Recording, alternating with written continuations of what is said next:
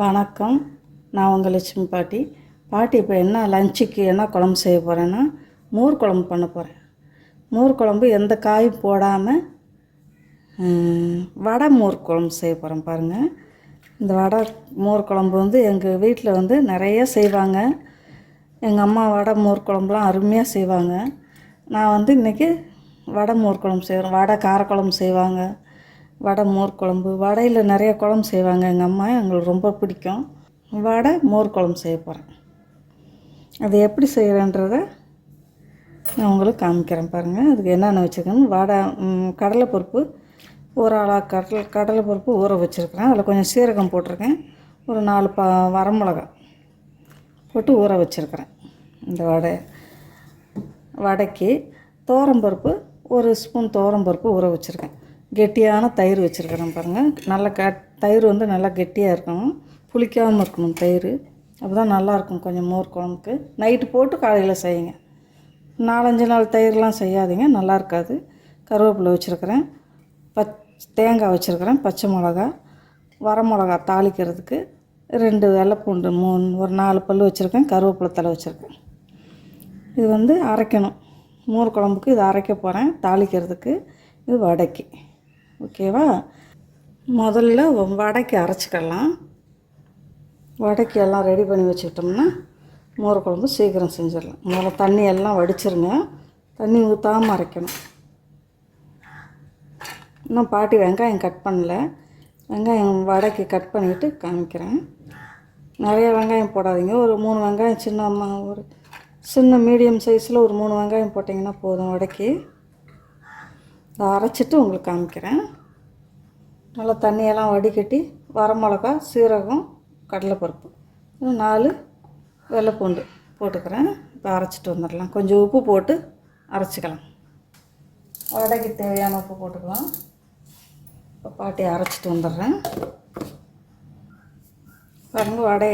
வடைக்கு மாவு அரைச்சிட்டு வந்துட்டேன். முதல்ல என்ன பண்ணுங்கள், உப்பு வெங்காயத்தை போட்டு போடாதீங்க. வெங்காயம் போட்டு உப்பு போட்டிங்கன்னா ரொம்ப வடை தண்ணி ஆயிரும். உப்பு இதுக்கு தேவையான உப்பு முதல்ல பருப்பு அரைக்கும் போதே போட்டுருங்க. பொடியாக வெங்காயம் கட் பண்ணி வச்சுருக்கேன் பாருங்கள். இப்போ போட்டுக்கலாம். ஒரு 2 வெங்காயம் கட் பண்ணி வச்சுருக்கேன், பொடியாக போட்டுக்கோங்க. ஏன்னா தண்ணி நிறையா வரும் உப்பும் வெங்காயமும் போட்டோம்னா. கொஞ்சம் பெருங்காய பொடி போட்டுக்கோங்க.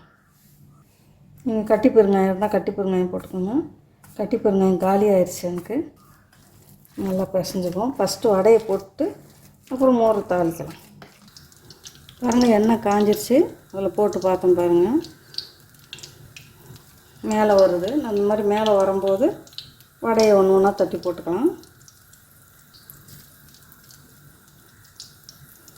வடை ரொம்ப பெருசாக போடாமல் கொஞ்சம் சின்னதாக போட்டுக்கோங்க.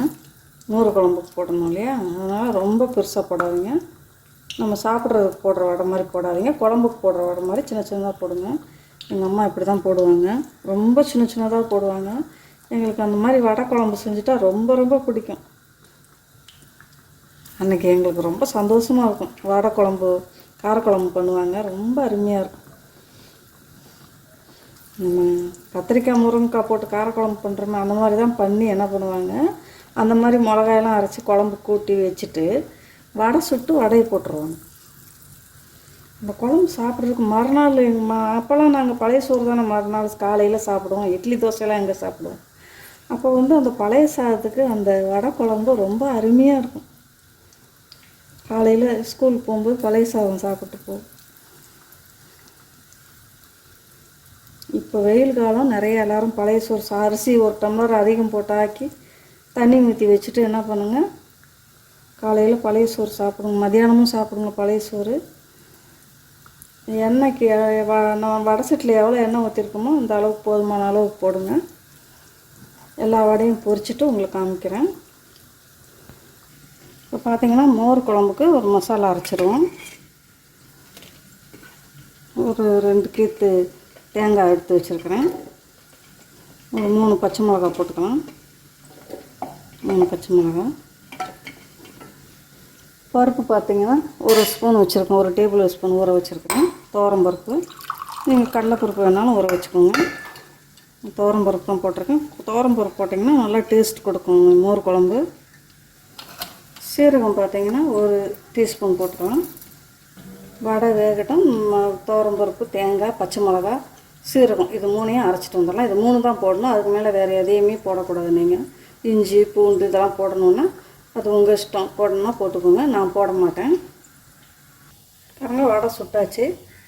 மோர் குழம்புக்கு வேண்டிய மசாலா அரைச்சிட்டு வந்துட்டேன். பச்சை மிளகா, சீரகம், தேங்காய், துவரம்பருப்பு போட்டு அரைச்சிட்டு வந்துருக்கேன். பாட்டி சொன்ன மாதிரியே அரைக்கும் போதே கொஞ்சம் உப்பு போட்டிங்கன்னா எண்ணெயும் குடிக்காது. எண்ணெய் ஊற்றின எண்ணெய் அப்படியே இருக்கும். நல்லாயிருக்கும் வடை. எண்ணெய் குடிக்காமல் இருக்கும். சுடுது, அதனால் கையில் பிடிக்க முடியல. இப்போ மோர் குழம்பு தாளிக்கலாம். மோர் பார்த்திங்கன்னா நல்லா கடைஞ்சிட்டு வந்துட்டேன். இந்த மாதிரி திக்காக கடைஞ்சிக்கோங்க மோரை. ரொம்ப தண்ணியாக வச்சுக்கூடாது. வானலியை காய வச்சுட்டேன். பாட்டி காயட்டும். எண்ணெய் ஊற்றிக்கிறலாம். பாருங்கள், தேங்காய் எண்ணெய் ஊற்றுறேன். பாட்டி ஒரு 1.5 ஸ்பூன் தேங்காய் எண்ணெய் ஊற்றிக்கோங்க. தேங்காய் எண்ணெய் தான் ஊற்றி தாளிக்கணும். நல்லெண்ணெய், கடலெண்ணெய்லாம் ஊற்றாதீங்க, கசப்பு எடுத்துடும். எண்ணெய் நல்லா காயட்டும். அரை ஸ்பூன் கூட இல்லை, 1/4 ஸ்பூன் சீரகம் போட்டுக்கோங்க. ஒரு சிட்டிக்கை வெந்தயம் போட்டுக்கலாம். வெந்தயம் போட்டு தாளிங்க. ரொம்ப ரொம்ப அருமையாக இருக்கும். நல்லா பொரியட்டும் கடுகு. வெந்தயம் நல்லா பொரிஞ்சிடுச்சு.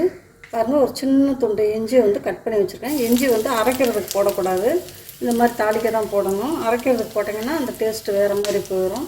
கருவேப்பிலை எண்ணெயில் தான் பொரியணும். இஞ்சி ஒரு சின்ன மிளகா, காஞ்ச மிளகா ஒரு 4 காஞ்ச மிளகா போட்டு.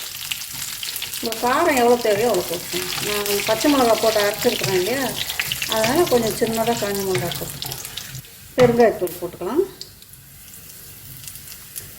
கட்டி பெருங்காயம் போடுங்க. நல்ல வாசம் கமகமன்னு இருக்கும். பெருங்காயத்தூள் வாசனை தான் இதில் அருமையாக இருக்கும் சாப்பிடும்போது. இது கூட ஒரு 1/4 ஸ்பூன் மஞ்சள் போட்டுக்கலாம்.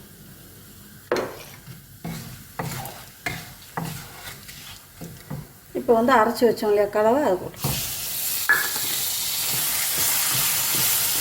இந்த மோர் குழம்பு ரொம்பவே அருமையாக இருக்கும். ட்ரை பண்ணி பாருங்கள் ஒரு தடவை. மிக்சியை கழுவி தண்ணி ஊற்றிக்கிறோம்.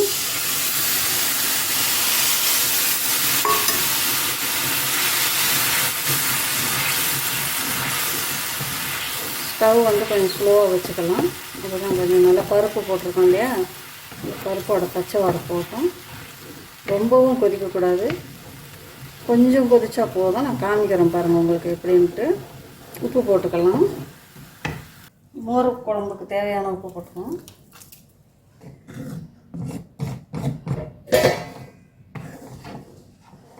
ஸ்டவ் ரொம்ப ஸ்லோவாக வச்சுருங்க. அப்போ தான் ஒரு கொதி அப்படி பபுள்ஸ் மாதிரி வரும்போது ஆஃப் பண்ணிடலாம். வெந்துடும். அரைச்சிருக்கிறோம் இல்லையா பருப்பு, வெந்துடும்.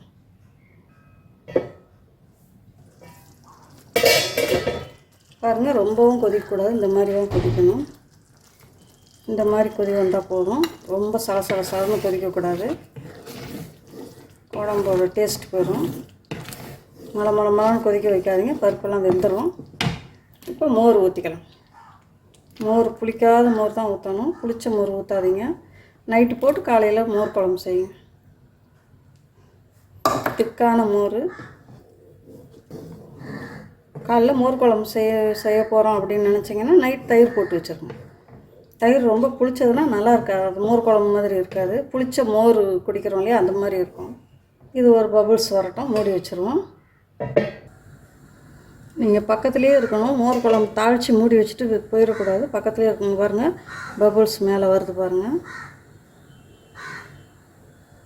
அது வரட்டும். ரொம்பவும் கொதிக்க விடக்கூடாது. இந்த குழம்பு ரொம்ப அருமையாக இருக்கும். இந்த மோர் குழம்பு பாட்டி 4-5 விதமாக செய்வேன். ஒரு மோர் குழம்பு உங்களுக்கு பூசணிக்காய் போட்ட மோர் குழம்பு உங்களுக்கு காமிச்சிருப்பேன். இன்னும் மோர் குழம்பு சிம்பிளாகவும் ஒரு மோர் குழம்பு செய்யலாம். ஒரு மோர் குழம்பு செய்கிறது ரொம்ப ஈஸி. பேச்சுலர் கூட செஞ்சுட்டு சாப்பிட்லாம். இது நம்ம செய்ய முடியுமா அப்படின்றதெல்லாம் கிடையாது. இப்போ பாருங்கள், இந்த மாதிரி ஓரத்தில் வருது பாருங்கள். அந்த சமயத்தில் ஸ்டவ் ஆஃப் பண்ணிடலாம். கிளறி விட்டுட்டு ஸ்டவ் ஆஃப் பண்ணிடுவோம். இல்லாட்டி மோர் பிரிஞ்சு போயிடும். ஆஃப் பண்ணிவிட்டு அவ்வளோதான். ஸ்டவ் ஆஃப் பண்ணிட்டேன் பாட்டி. இப்போ இப்போ ஆஃப் பண்ணிவிட்டு என்ன பண்ணுங்கள், இந்த வடையை எடுத்து பாதி வடையை காலி ஆயிடுச்சு. இந்த வடையை எடுத்து இப்படி ஒரு 2-3 வடை தான் பிச்சு போடுங்க.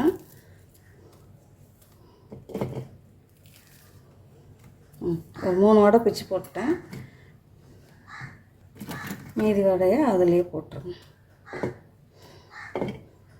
இந்த மோர் குழம்பு அந்த வடையோடு சாப்பிட்றதுக்கு அவ்வளோ ஒரு அருமையாக இருக்கும். பொரியல் தேவையே இல்லை, அவ்வளோ நல்லாயிருக்கும். அப்படியே பொரியல் உங்களுக்கு தேவைன்னா உருளைக்கிழங்கு பொரியல் பண்ணிக்கோங்க. இது கூட கொத்தமல்லி தழை போட்டுக்கலாம்.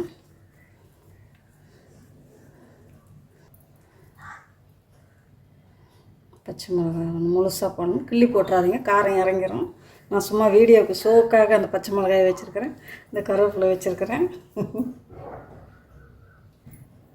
நம்ம சமையல் நம்ம தான் அப்படியே ஆர்வமாக ஆசையாக சமைக்கணும் இல்லையா, அது ரொம்ப டேஸ்ட்டாக இருக்கும்.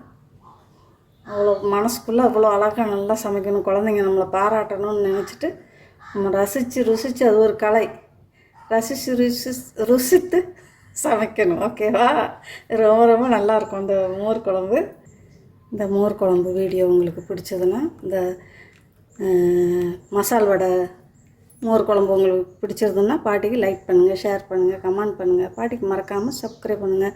வீடியோவை முழுசாக பார்த்தீங்கன்னா தான் பாட்டி என்ன நான் பேசுகிறேன்றது தெரியும். பாட்டி பேசுகிறது உங்களுக்கு போர் அடித்ததுனாலும் பாட்டி பேசுகிறத நீங்கள் ஒரு 5 நிமிஷமாவது எத்தனை நிமிஷம் இந்த வீடியோ வரும், 5 நிமிஷம் அவ்வளோதான் வரும். நீங்கள் என்ன பண்ணுங்கள், கொஞ்சம் நேரம் பொறுமையாக கேட்டிங்கன்னா தான் பாட்டி என்ன நான் சொல்கிறேன்றது உங்களுக்கு புரியும்.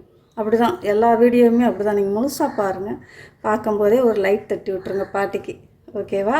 பாட்டியோட வீடியோவுக்கு பாட்டிக்கு ஒரு லைக் தட்டி விட்டுருங்க.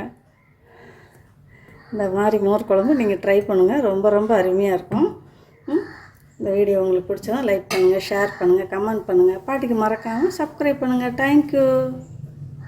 அடுத்த வீடியோவில் பார்க்கலாம்.